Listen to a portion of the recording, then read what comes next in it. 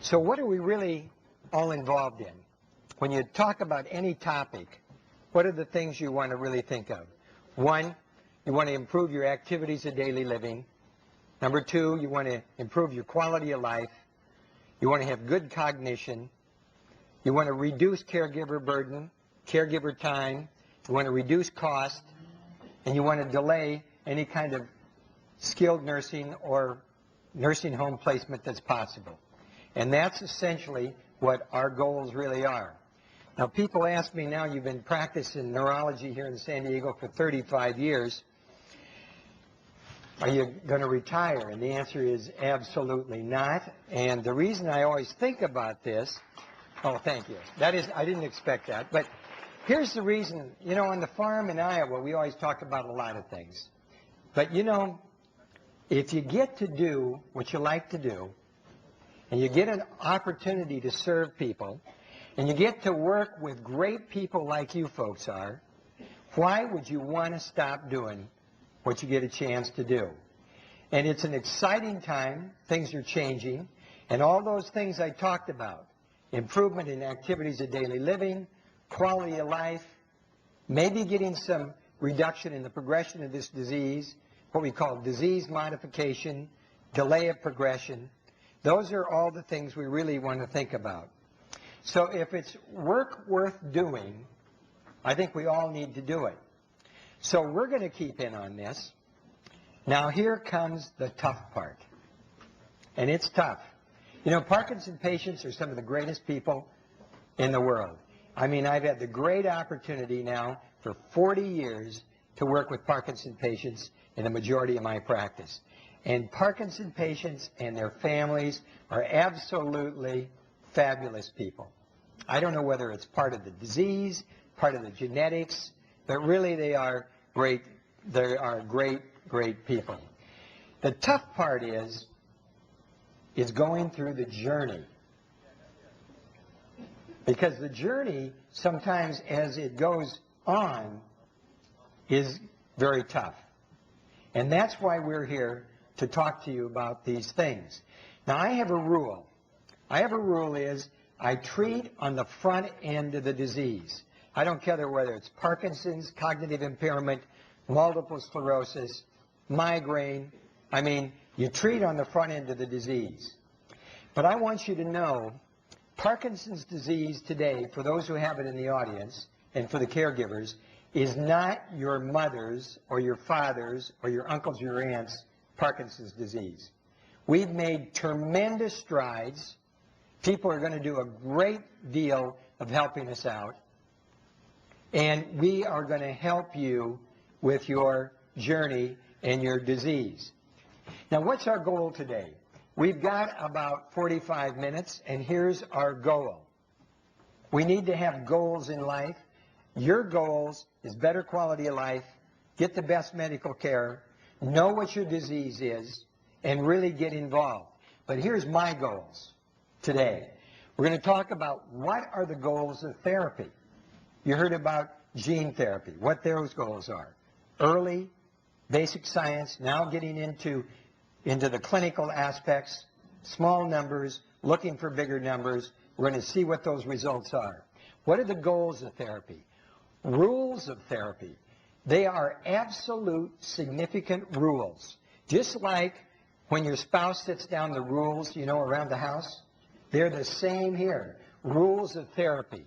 And then we're going to talk about case studies, because I want you to get involved and have you think about where are you in these case studies. Now, in the case studies, we're going to have 4 key important aspects. We're going to talk about the description of the case, and I want you to stay awake, and when you think about that, you want to think, where am I involved in that case? Number 2, what is the current status? When you go into your doctor, you should have an absolute understanding of your current status. Now, I can see a lot of my patients here in the audience, and thanks for coming. Some of you, I thought it would maybe boycott me. No, I'm just joking. But the thing is, they fill out 4 pages of information. And the answer and the question always is, when they come in, oh my gosh, do I have to fill that out again? Absolutely. This is a disease in journey, and medicine may change. So the current status is crucial. How many hours of off time? Do you have dyskinesias? When do they occur? Do you have visual hallucinations, delusions? Then, in the clinical studies, what is the next step? What should be done in a patient with this description, with this current status? What should we look at? I have picked a number of cases that I'm sure will be similar to many of what you have. And then, what are the lessons? Now, we all know the manifestations of Parkinson's disease. It was mentioned that one of the patients in the clinical trial had multisystem atrophy. Can that happen? Yes. You like to avoid it. Sometimes you don't know early on. We do the best we can. I have a little what I call honesty sheet. I started this back in Iowa, actually, before we really had many awarenesses of various diseases. And I had put on the front of the chart, the first time I see that patient, what I think that patient has. Absolutely the first time. And then I kind of watch. If you look at the clinical trials, if you look at the good centers, you're going to be right 90+% of the time if you follow these rules. Cardinal features: resting tremor, rigidity, stiffness, bradykinesia or akinesia, slowness, and later postural instability. I can almost tell you most patients that are diagnosed as atypical Parkinson's, multisystem atrophy, PSP, they have postural instability early. In Parkinson's, it's much later. The other important thing, this trio has asymmetry. One side involved more than the other. What are additional features that are of help? Number one, cognition, memory trouble. In Parkinson's, it doesn't occur for 2 to 3 years after the onset of the symptoms. Mood, depression, behavioral aspects, anxiety, panic, olfactory disturbance. That only occurs in about probably 60 to 70% of the patients. How many people here with Parkinson's can't smell? Okay? How many people here with Parkinson's really can smell? Okay? Maybe a little less. They think it's about 60 to 70%. Sleep disturbance, important. Constipation, big problem. Oftentimes anticipates Parkinson's. Seborrhea, the scaling of the face, skin. Pain and bowel, bladder difficulty, orthostatic hypotension, dizziness, and, of course, erectile dysfunction. On the left-hand side, we have the preclinical aspect of the natural progression of Parkinson's without treatment. This is preclinical. That means before anybody gets their symptoms. On the right-hand side is symptomatic: tremor, rigidity, akinesia. The lines of different colors are very important. Now, don't space out here because it's really fairly simple. What we have here is, this is the preclinical part, and the yellow are the dopamine neurons that are getting less and less in the substantia nigra.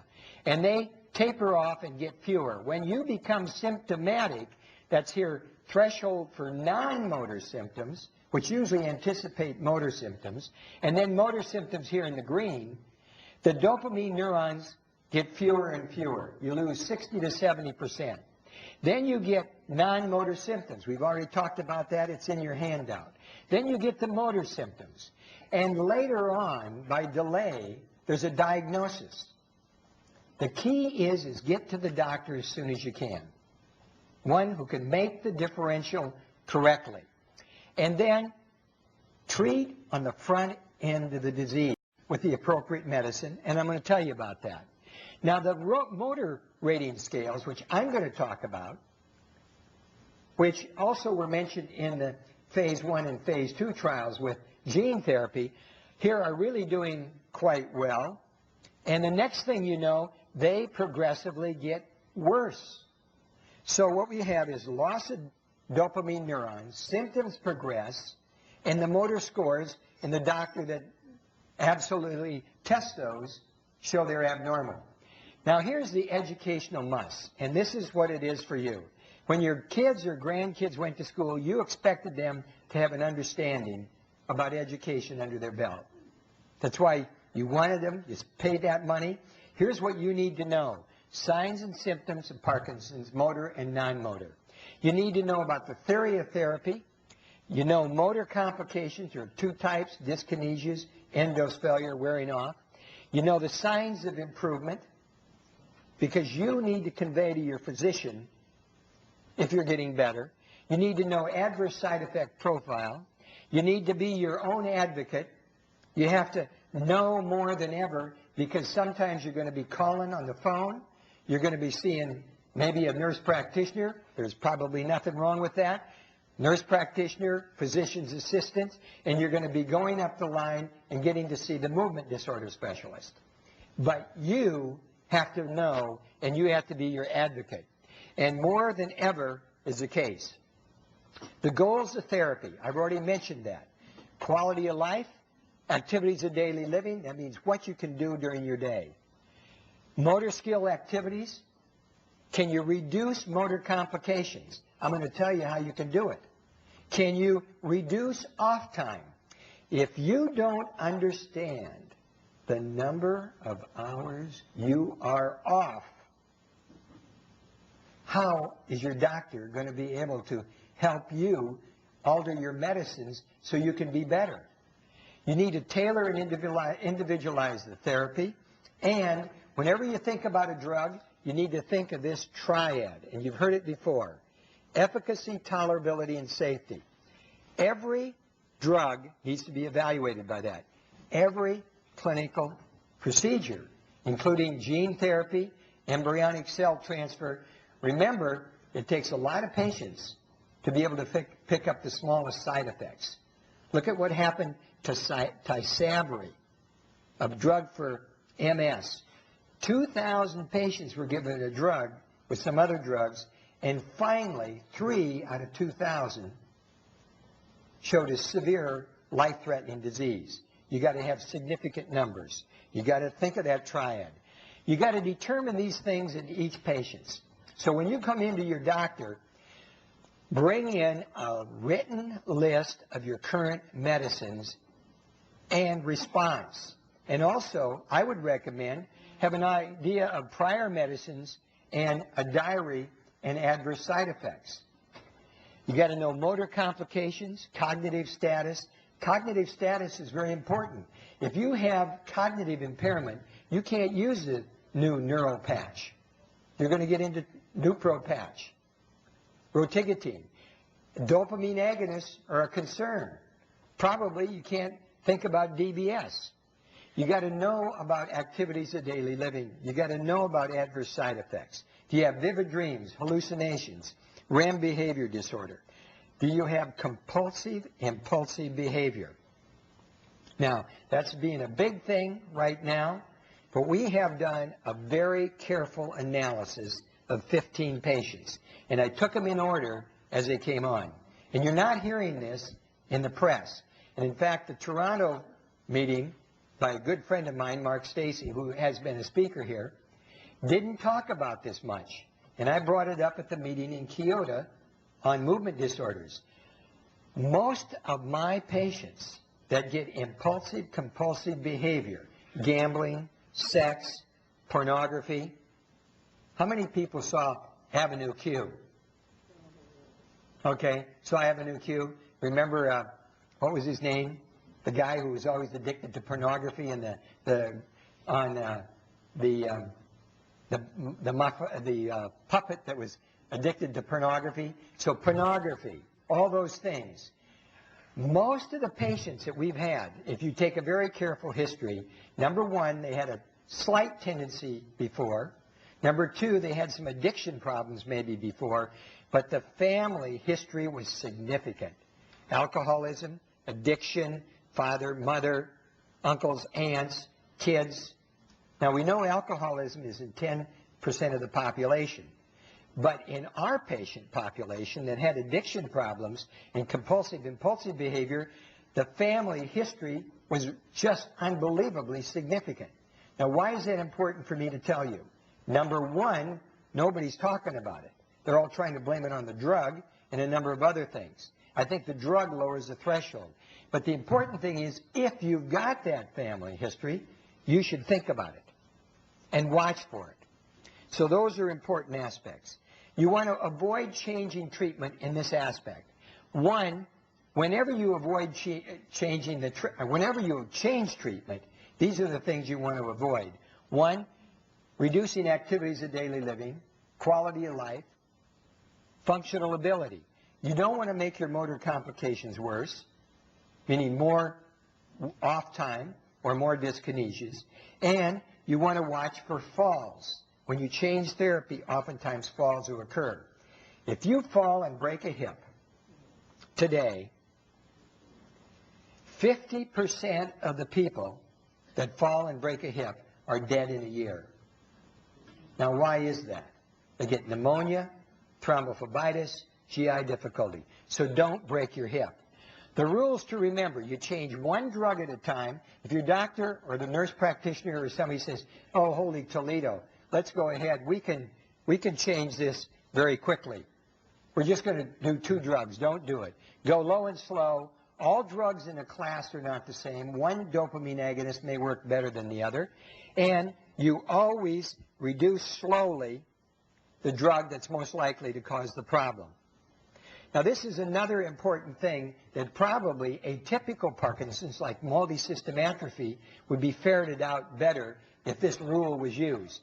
In difficult therapeutic management cases, or difficult to diagnose cases, where therapy is being tried, you must determine the ceiling effect, benefit, and adverse side effects. So if you want to know a patient responds to a drug, you've got to push the drug until they either get benefit or they get adverse side effects.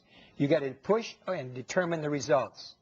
Higher doses comes more efficacy and clinical improvement in almost all cases. So, guidelines in life in Parkinson's disease. Number one, appropriate information is needed to have a good life, a good spiritual life, and a good physical life. You have to have the right information. Number two, in every new stage of life, we have to have a new learning. I mean, look at how it's been for you in anything in your life, but also Parkinson's. You have to acquire this new information. And that's why this Parkinson Information Group is here. And we get into difficulty when we forget these important rules of life. Now, I've already mentioned the non-motor symptoms. They're key. We've emphasized them more. They anticipate Parkinson's. There's sleep disorders, REM behavior disorder, that's well written on our website, depression, dementia, neuropsychiatric aspects, fatigue, anxiety, pain, panic attacks, other aspects. If you don't know your disease, and if you aren't better educated, you're going to have a significant problem. And all these things on this slide are very important. So what is the algorithm that we think about using? PD treatment spectrum, monotherapy or early, adjuvant therapy or advanced therapy. I start out with the MAO type B inhibitors. Then I add in a dopamine agonist, unless there's cognitive impairment. Later on, I will add the L-DOPA medicine, usually in the combination in a 3-in-1 pill with entacapone. I'll sometimes put in amantadine and anticholinergics early, but those people can't have cognitive impairment. And I will use the MAO type B inhibitors, rasagiline, Zellopar, and Eldepril. I'll also, on label, be able to use Zellopar and Eldepril and rasagiline. Now, actually, these drugs are MAO type B inhibitors, and sometimes the FDA says you shouldn't use those early, but I do, and that's off-label. Dopamine agonists are, in my opinion, unless there's some contraindication, mainly hallucinations, delusions, cognitive impairment, they go next. And then the levodopa. Now, just a brief here to show you, this is plasma. In the plasma, you block it with the carbidopa, the COMT inhibitor. You get levodopa inside the brain. The levodopa is metabolized here to dopamine, and that attaches at the receptor site, but you got to have those neurons, which are already lost by 60 to 70%. Most of you have seen this slide. This is MAO type B inhibition, the selegiline, rasagiline, Zelapar. It gives you more available dopamine, and this is the dopamine agonist here. They attach right there. That's the nuts and bolts of this important aspect of our therapeutic guidelines and our rules. Now, a little bit about case studies. Now, I'm going to go through these in various amounts of time, but what is the important aspect? They're instructional. The biggest thing is, do you fit? What are the general rules? Avoid mistakes that you can learn from others. Know the journey of the disease is key, and where are you? Now, the question is early, moderate, and advanced disease. Therapeutic window, or you can think of plasma level. The green zone is appropriate. That's where it's ideal for therapeutic management. This is when you take the dose of L-dopa or any other drug. It comes up. The dose in the plasma is better, higher. You get a therapeutic management early on. And the yellow is off time or end dose failure or wearing off. Okay? No dyskinesias early. Later on, you take the drug, less of a therapeutic window as far as green zone. You get dyskinesias at 1 to 2 hours or a half hour later, and you get more off time. In the advanced disease, you get more off time here, you get more dyskinesias, and you get more end dose failure. If you can keep that in your mind, you'll have an understanding of that. Think of that as a key aspect for you to tell your doctor. Now, case one. We've already used up about 25 minutes here, but we got 50, so we got a half the time. Case one, 60-year-old female, 5 years of Parkinson's. First drug was levodopa 5 years ago. That patient was not seen by me. These are all actual cases. I would have not given that patient L-dopa. We started using dopamine agonists in 1990. Now, 50, 200 CR 3 times a day with meals. First thing you do, you tell the patient, hold it. Got to take this a half hour before meals. All L-dopa medicine has to be given a half hour before meals. Dopamine agonists, MAO type B inhibitors can be taken with meals. Then the second drug was added about a year ago, Azilect 0.5 to 1 milligram. So we have a 60-year-old on 2 drugs. Current status, 5 years early on. You know that patient's going to have end dose failure. If you start L-dopa on a patient, in 2 years, 30 to 50% of them have motor complications. Avoid that scenario. So what we have is, this patient has 3.5 hours of off time, half hour in the morning, hour before each dose and bedtime, has peak dyskinesias, 3 hours of peak dyskinesia, moving around. Okay? No other adverse side effects. What's the next step? Well, the next step is, for me, you add a dopamine agonist. They're not on it. Then you're going to give more frequent L-dopa dosing, and you're going to maybe even try to get the L-dopa dose down or off. You're going to probably switch to immediate Cinemet, because the Cinemet CR later in the disease has an erratic kind of absorption, maybe even early in the disease. And later on, you may want to switch to Stalevo. And this patient is not a candidate for DBS. Why? They're not optimized in their therapeutic management. It would be a major mistake. Could this case go into gene therapy? Yeah. L-dopa responsive, doing a good job. But there are other alternatives. We can do a better job. So the instructions here, you're going to take L-dopa a half hour before meals. I would avoid L-dopa as the first dose. In this case, I'd add on the dopamine agonist, reducing the 3.5 hours of off time, which it'll do. I'll back off on the L-DOPA. It will reduce the dyskinesias. And I'd probably avoid Cinemet CR because of the absorption problem. And this patient has a 20-plus year survival. Why in the world, in a cognitively intact patient, would I want to add in motor complications in 30 to 50% of the cases in 2 to 3 years? So the pharmacological approach of delaying motor complications are summarized in this slide. Number one, you modify the L-DOPA pharmacokinetics and the delivery. What did we do? Well, Cinemet CR, not as big a bang as we thought it was going to be. My good friend Bill Kohler, who has passed away, did that Cinemet first CR trial.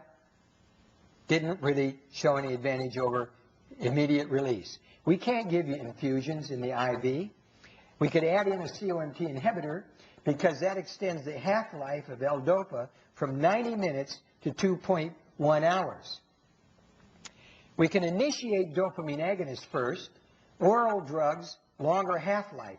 Half-life is a determinant that gives you the concept here of motor complications in most cases. That's what it looks like. L-DOPA is 90 minutes, Requip is 4 to 6 hours, Mirapex is 10 to 14. And the patch, NeuroPro, is a consistent delivery over 24 hours. So that's our consideration. Now, conventional oral therapy is this, up and down and up and down, up and down, like the stock market almost, but not as consistent. Okay? So what we want to avoid is we want to have a therapeutic window. This is a different type of slide than I showed. And this is tremor and rigidity. This is dyskinesia. We want to make that less of a problem. We want more therapeutic aspect.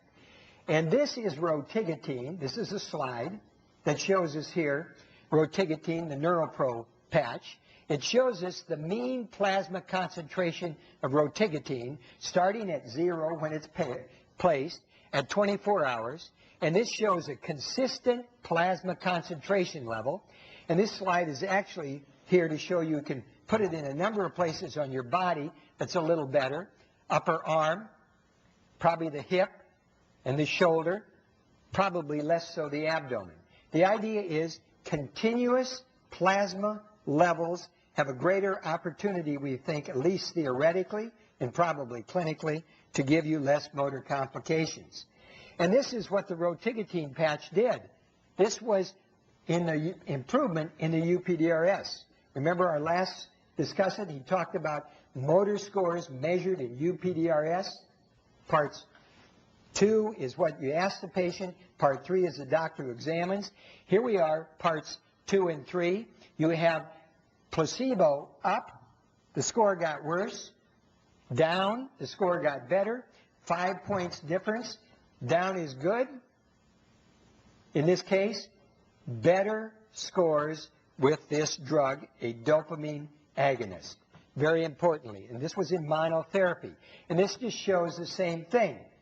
So this is NeuroPro, rotigotine. You take it here. This is placebo. Everybody gets a little placebo response. That's why in gene therapy you got to do sham procedures. Warren Alano, who came here numbers of years ago, been here a couple of times, he's a major advocate that these surgical trials have to have sham procedures. If we don't, we're not going to know. This is the placebo response. And this is rotigotine. Down is good. This is time. Vertical line. Here's change in UPDRS 2 and 3.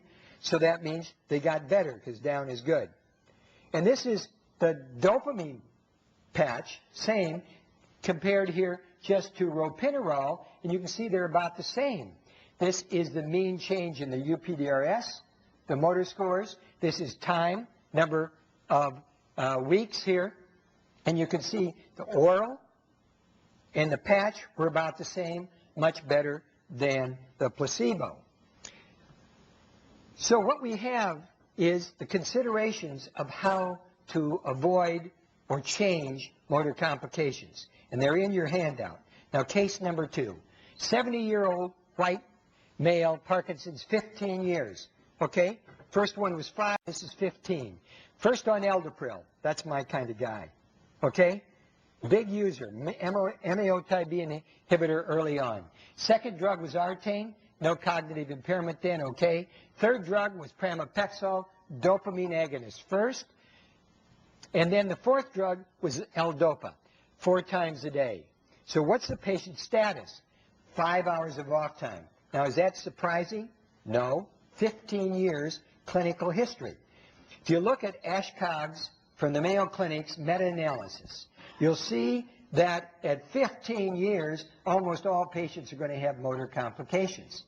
So 5 hours of off time, they have dyskinesias, peak, some of them are troublesome, nocturnal confusions, vivid dreams, and hallucinations. Whoa. Neuropsychiatric manifestations. That patient, we got to think about the dopamine agonist and the Artane. Mini mental state exam was a little abnormal. So what's the next step? Number 1, you're going to get rid of the anticholinergic because of the neuropsychiatric aspects. You're going to also think about some of the other things that could cause it if they were on it. But then you're going to change L-Dopa here to more frequent dosing. I'm a big 6 times a day man. That's why our Parkinson Information Center has the watch. We got that here so you can put that watch into a timer 6 times a day. When you do that, you're going to see less off time and less dyskinesias. And then you can think about adding Comtan or Stalevo to get a longer half-life. And you could consider doing a dopamine agonist, but guess what's going to happen? Bam! This patient's going to have more neuropsychiatric aspects. So Artane gave the neuropsychiatric aspects. What you're going to do is you're going to think about the peak dyskinesias affects quality of life. You're going to give more frequent L-Dopa dosing. And I don't like to hear too well patients say, boy, I don't want to go from 3 to 6 a day because I can't handle it. And oftentimes the spouse will say, oh, you'll never get them to do that. You got to bite the bullet and give it a try. You can think about MAO type B inhibition, but in neuropsychiatric aspects, you got to reduce drugs that are going to give you neuropsychiatric complications.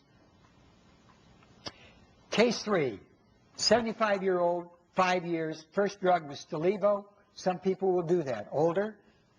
The ropinirole was the next drug, and they were on Azilect. So they're on combination therapy. They've had the disease for 5 years. Here's why I use a MAO type B inhibitor. Because maintenance effect of a total UPDRS scoring here over 6 months, up is bad in this case, down is good. This is mean change from baseline in the total UPDRS scores.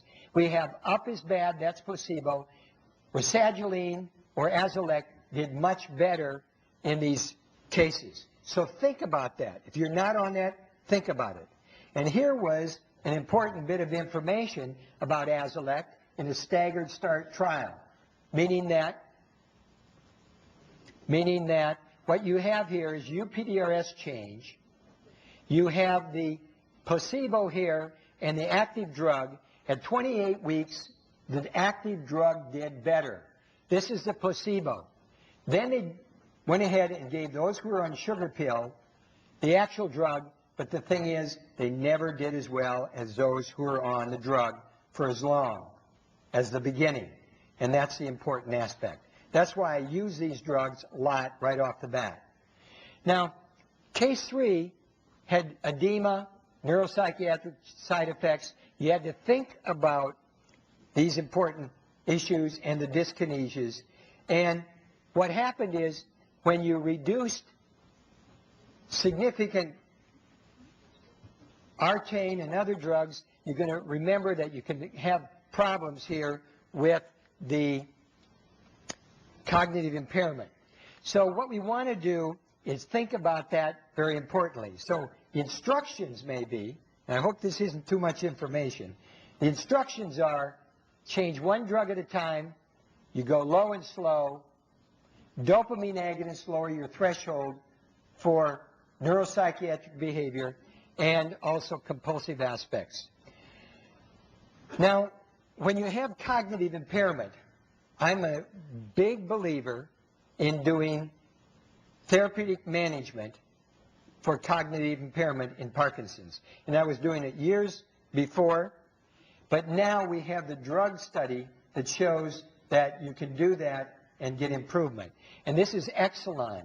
And what it showed in Parkinson patients, that you give Exelon, and probably applies to all acetylcholinesterase inhibitors like Aricept and Razodine, at baseline, if you gave Exelon over 24 weeks as compared to placebo, and this was mean change here in a aspect here of a cognitive measurement, up is good, down is bad, this is time, that Exelon patients did better than patients on placebo.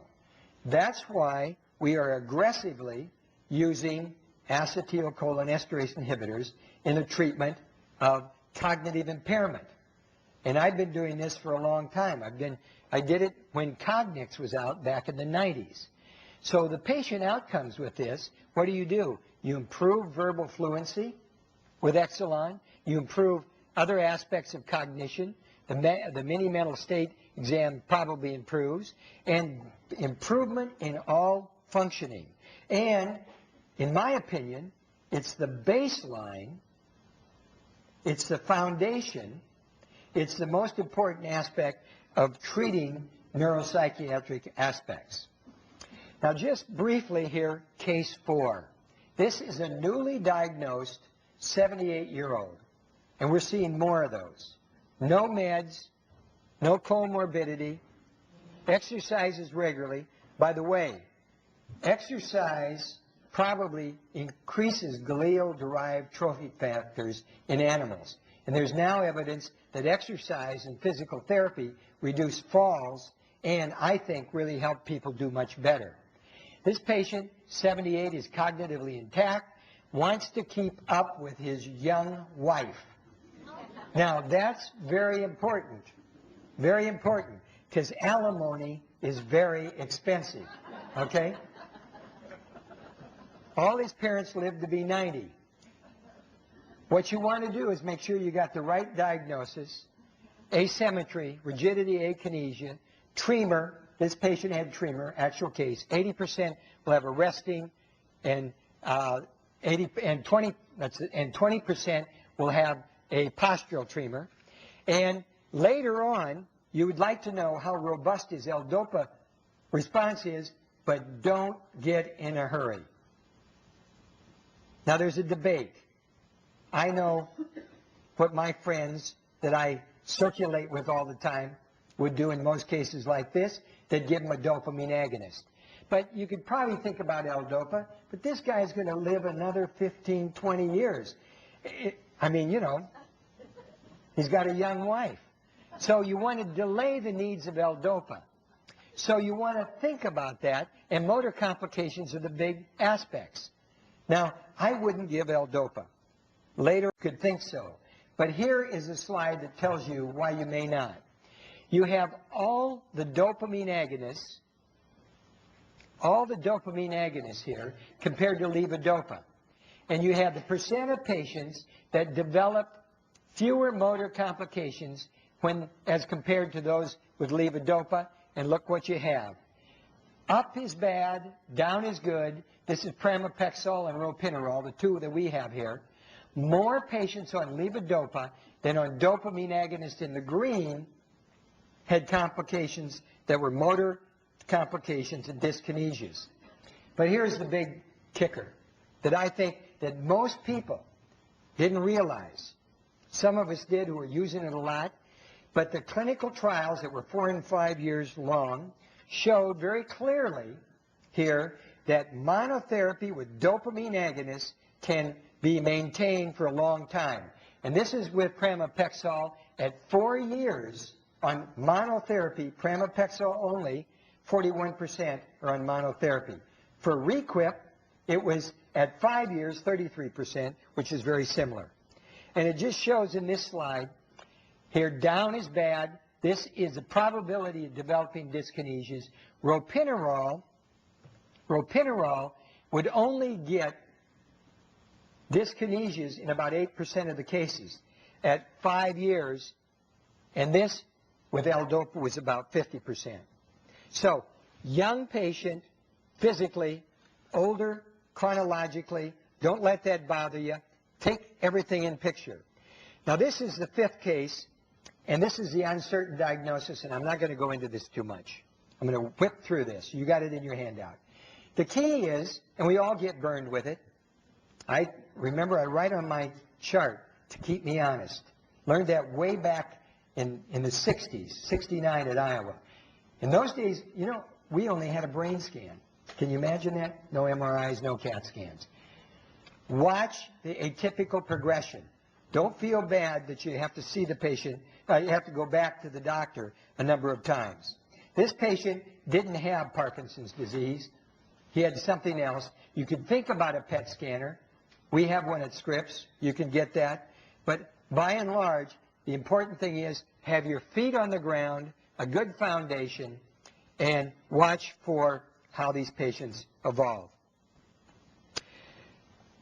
The thing I want to talk here about briefly, again, and refresh your memory, and I'm sorry about the slides, they were changing without me pushing the button, is the disease progresses, the therapeutic window narrows, you get dyskinesias more at advanced cases, less so in moderate, and none in early, and off time progressively gets worse.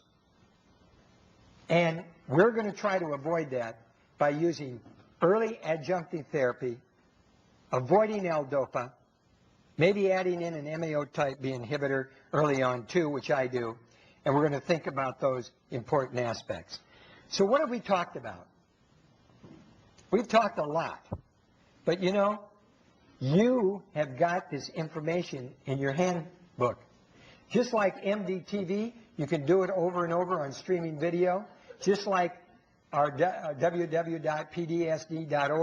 You can go ahead and review that site all you want. You can come to my office and watch these series. We have gone over a lot of things, but here's the important aspect. Goals of therapy. Improvement of activities of daily living, quality of life. Improve your motor skills. We're going to reduce off time, delay motor complications. We're going to reduce caregiver burden, caregiver time. That almost always equates to reducing caregiver costs. And we're going to delay any type of advanced progression that we can. Do we have an absolute neuroprotector now? The answer is no. Are we thinking about disease modification? Yes. Rules of therapy. Those are my rules in there. I think those are things that have held me in good shape with my patients for the last 35 years. Are they always comfortable? Not always. Remember that the patient, the caregiver, is a very instrumental part of this process.